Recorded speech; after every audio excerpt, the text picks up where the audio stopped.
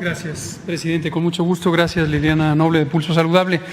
La pregunta, efectivamente, como señala el presidente, en realidad es parte de un tema mucho más profundo, más allá del tema de los consultorios adyacentes a las farmacias, pero comentaré brevemente de ambas cosas. Primero, sobre los consultorios adyacentes. En los últimos aproximadamente 8 años a 10 años, se empezaron a establecer este tipo de unidades de atención médica, consultorios, pegados a la farmacia, adyacentes a farmacias. No en cualquier farmacia, sino en un conjunto de farmacias de cadena o farmacias corporativas, que son empresas muy lucrativas, que tienen presencia en casi todo el territorio nacional.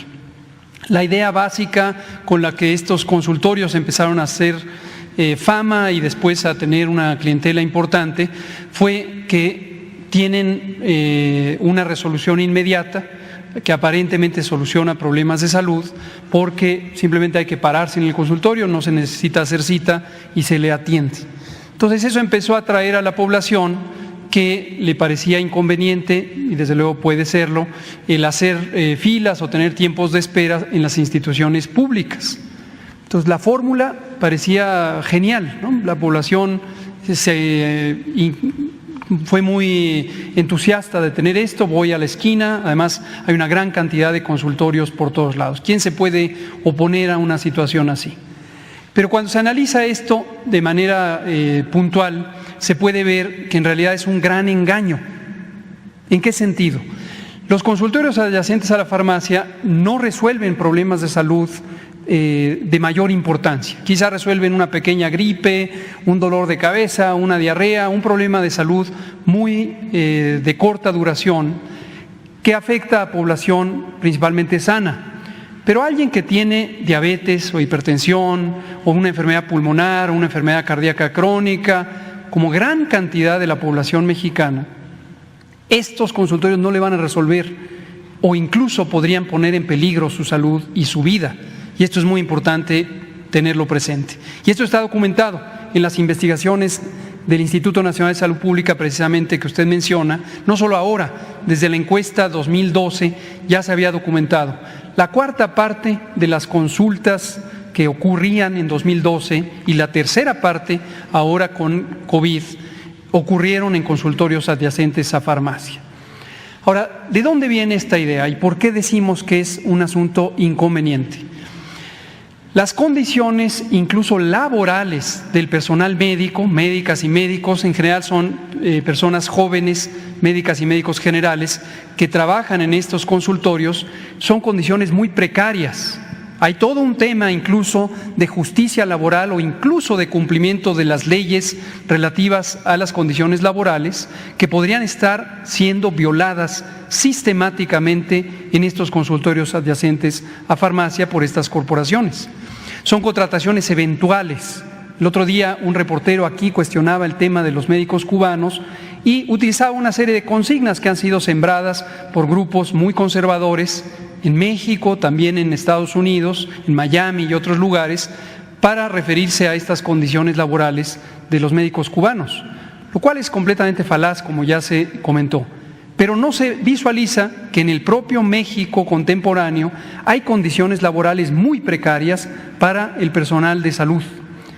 Contrataciones eventuales, contrataciones que no hacen antigüedad, no tienen seguridad social en una proporción mayoritaria de quienes laboran ahí, pero además tienen una presión importante por ser agentes de venta de los medicamentos que se dan en la farmacia. Es decir, básicamente el personal de salud, aun cuando tuviera capacidades intelectuales, desde luego los tienen, pero de formación, son recientemente graduadas y graduados, trabajan ahí, pero están bajo presión porque tienen que hacer recetas de múltiples medicamentos, porque ese es el interés principal.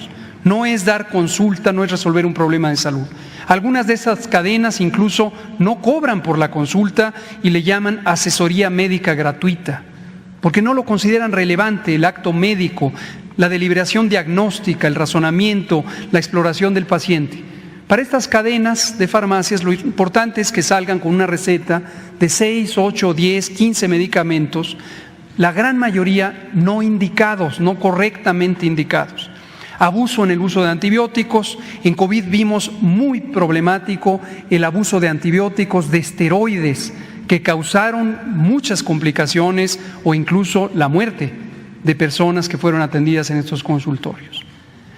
Ahora, de manera más profunda, ¿cuál es el origen de esto? Ya señalaba el presidente todo este proceso de desmantelamiento del sistema público de salud.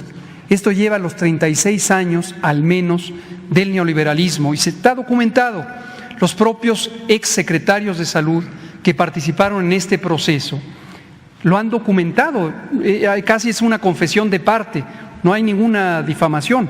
Ellos mismos fueron parte de un proyecto diseñado para desmantelar lo público. Esto empezó en el sexenio de Miguel de la Madrid. El secretario de entonces era el doctor Guillermo Soberón Acevedo, que ha sido muy influyente en el mundo médico, exrector de la UNAM también, en paz descanse, murió hace un año, y él formuló, incluso teóricamente, el proceso de desmantelamiento de lo público para sustituirlo por lo privado. Siguieron, por supuesto, los correspondientes secretarios de salud, de Salinas, de Zedillo, de Fox, de Calderón, de Peña Nieto. La idea básica, porque esto no fue un invento mexicano, esto fue un invento de los sistemas financieros globales, el Banco Mundial, el Banco Interamericano de Desarrollo, el Fondo Monetario Internacional, y se aplicó en una gran cantidad de países del mundo, destacadamente en América Latina, incluyendo el Chile de Pinochet y varios otros países, Colombia, con los gobiernos de derecha, que se tenían hasta hace muy pocas semanas, y que el modelo era desmantelar lo público. ¿Por qué razón? La salud es una empresa muy lucrativa en el mundo. Hay grandes corporaciones de todo lo que tiene que ver con salud. Es la segunda o tercera operación más lucrativa del mundo, junto con la industria de la energía, el petróleo, y la industria de las armas. Entonces, en los años 80 se visualizó que se necesitaba expandir mercado para todas estas corporaciones y se forzaron estos modelos como parte de las llamadas en su momento reformas estructurales para desmantelar los sistemas públicos de salud y de seguridad social y sustituirlos por entidades privadas, corporaciones hospitalarias, corporaciones de farmacéuticos y también de distribución de medicamentos, aseguradoras, fondos de inversión, etcétera, etcétera. El Seguro Popular en su momento es la expresión mexicana del modelo que fue impuesto por estos organismos financieros internacionales. Y básicamente la apuesta fue que el sector privado iba a ser capaz de proveer servicios de salud para la población. Pero al sector privado, en el caso mexicano es clarísimo, incluso más dramático aún que en los otros países, no le interesó invertir en la salud de la población. Lo que le interesó es ocupar estos nichos de oportunidad financiera, de dinero, para hacer negocios oportunistas con algunos servicios accesorios, servicios de laboratorio, servicios de consultas externas, y empezó todo este modelo de subrogación de servicios, es decir, el sector público, en vez de dar los servicios y tener al personal, tener las instalaciones, tener los insumos y el equipamiento, subcontrataba a veces a empresas. En el caso mexicano también un signo característico es la gran corrupción, empresas surgidas de la nada entre amigos de funcionarios, de políticos de alto nivel de influencia, que fueron creando corporaciones de laboratorios, corporaciones de hemodiálisis, de cirugía de estancia corta, de hemodinamia, etcétera, etcétera. Una de las instituciones públicas más devastadas por esto ha sido el ISSSTE. El ISSSTE en su momento, en los años 90, tuvo una reducción de más de 60% del financiamiento público, 60%. El IMSS, 40% en ese mismo periodo, en la década de los 90. Y después, en las décadas siguientes, lo que se empezó es a desmantelar. En los 90 todavía había debates políticos sobre privatizar o no privatizar, y hubo movilizaciones sociales de defensa de la seguridad social y de la salud pública. Después dijeron, ya no discutamos, desmantelemos las instituciones privatizándolas silenciosamente. El modelo, los servicios subrogados, los servicios integrales, y entonces se empezó a subcontratar. Y estas instituciones eran simplemente oficinas de contratación de los amigos de los políticos o los políticos mismos que en su momento se fueron adueñando de todas estas corporaciones. Ahora, el tema de regular es importante. En este momento, con este desmantelamiento que hubo, no hay una oferta suficiente, es decir, no hay cantidad suficiente, ya lo ha mencionado el presidente muchas veces, de médicas y médicos, o de instalaciones físicas, de consultorios, de centros de salud. Por eso lo estamos recuperando, estamos instalando capacidades. SOE ha presentado aquí muchas veces cómo en tan solo 100 días se logró reinstalar la capacidad de hacer cirugías o de realizar servicios especializados de atención médica o simplemente de dar consulta para la atención del parto o la atención de la niñez en los centros de salud del IMSS Bienestar que hoy están incorporando a los servicios estatales de salud. Va a haber una fase de transición. En ese sentido, los consultorios adjuntos o adyacentes a farmacia hoy cubren una necesidad, pero lamentablemente en condiciones muy precarias. Precarias para la población que se atiende, precarias para los trabajadores, médicos y médicas que laboran ahí y en cambio muy lucrativas para esas corporaciones. Pero no podemos cancelarlos de tajo. Lo deseable es que no existan. Lo deseable es que no existan.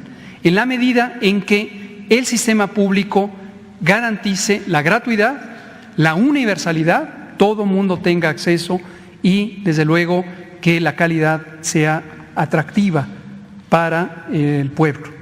Entonces ese es el planteamiento, pero es muy probable que esa fase de transición implique regular de manera más estricta.